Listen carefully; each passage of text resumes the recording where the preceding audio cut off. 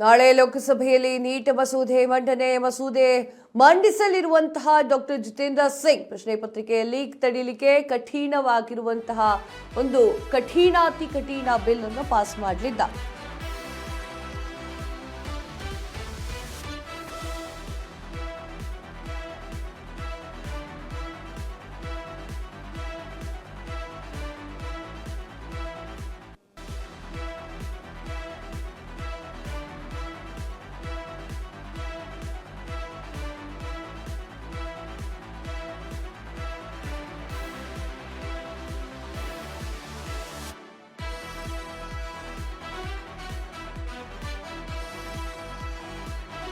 ನಾಳೆ ಲೋಕಸಭೆಯಲ್ಲಿ ನೀಟ್ ಮಸೂದೆ ಮಂಡಿಸಲಿರುವಂತಹ ಡಾಕ್ಟರ್ ಜಿತೇಂದ್ರ ಸಿಂಗ್ ಪ್ರಶ್ನೆ ಪತ್ರಿಕೆ ಲೀಕ್ ತಡೆಯಲಿಕ್ಕೆ ಅತಿ ಕಠಿಣ ಬಿಲ್. ಲೀಕಾಸುರರಿಗೆ 10 ವರ್ಷ ಕಠಿಣ ಶಿಕ್ಷೆ, ಅಪರಾಧಿಗಳಿಗೆ 10 ಕೋಟಿಯವರೆಗೂ ಕೂಡ ದಂಡಕ್ಕೆ ಅವಕಾಶ.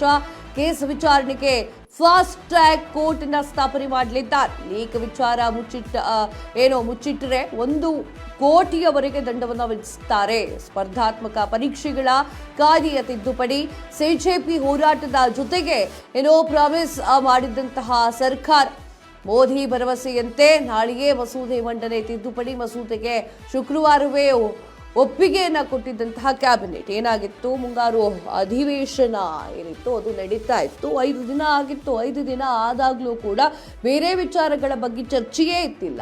ಬರೀ ನೀಟ್ ಪ್ರಶ್ನೆ ಪತ್ರಿಕೆ ಸೋರಿಕೆ ವಿಚಾರವಾಗಿ ವಿಪಕ್ಷಗಳು ಕೂತ್ಕೊಂಡು ದಾಂಧಲೆ ಮಾಡ್ತಾ ಇದ್ರು, ಗಲಾಟೆ ಮಾಡ್ತಾ ಇದ್ರು. ತದಾದ ನಂತರ ನರೇಂದ್ರ ಮೋದಿಜಿ ಅವರು ಬಂದ್ರು, ಗಲಾಟೆ ಎಲ್ಲ ಮಾಡಬೇಡಿ, ಸ್ವಲ್ಪ ಹಿಂತೆಗೆದುಕೊಳ್ಳಿ, ನಿಮ್ಮ ಜೊತೆಗೆ ನಾವಿದ್ದೇವೆ ಅನ್ನುವಂತಹ ಸಂದೇಶವನ್ನ ಮಧ್ಯರಾತ್ರಿಯಲ್ಲಿ ಕೊಡ್ತಾನೆ ಬಂದ್ರು. ಆಗೊಂದು ಮಾತು ಹೇಳ್ತಾರೆ, 2 ವಿಡಿಯೋ ಮಾಡಿ ಬಿಡ್ತಾರೆ ರೀಲ್ಸ್ ಅಲ್ಲಿ ಮೋದಿಜಿಯವರು. ಅದರಲ್ಲಿ ಮೊದಲನೇ ಒಂದು ವಿಡಿಯೋದಲ್ಲಿ ಮಾತುಗಳು ಆಡಿದ್ರು, ನಾನು ನಿಮ್ಮ ಜೊತೆಗೆ ಇರ್ತೀನಿ ಅಂತ. ಆದರೆ 2ನೇ ವಿಡಿಯೋದಲ್ಲಿ ಅವ್ರು ಹೇಳ್ತಾರೆ, ನಾವು ಒಂದು ಕೋರ್ಟನ್ನು ನಿರ್ಮಾಣ ಮಾಡ್ತೀವಿ, ಆ ಕೋರ್ಟ್ನಲ್ಲಿ ವಿದ್ಯಾರ್ಥಿಗಳಿಗೆ ಅನ್ಯಾಯವಾಗದಂತೆ ನೋಡ್ಕೊಳ್ತೀವಿ.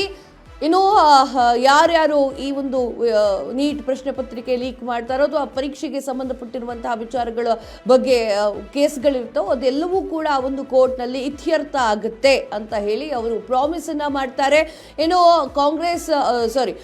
ಕಾಕ್ರೋಚ್ ಜನತಾ ಪಾರ್ಟಿಗೂ ಕೂಡ ಅವರು ಪ್ರಾಮಿಸ್ ಅನ್ನ ಮಾಡಿದ್ದಾರೆ. ಇದೇ ವಿಚಾರಕ್ಕೆ ಸಂಬಂಧಪಟ್ಟಂತೆ ಇವತ್ತು ಈ ಬಿಲ್ ಪಾಸ್ ಆಗುವಂತಹ ಸಾಧ್ಯತೆಗಳಿದ್ದಾವೆ.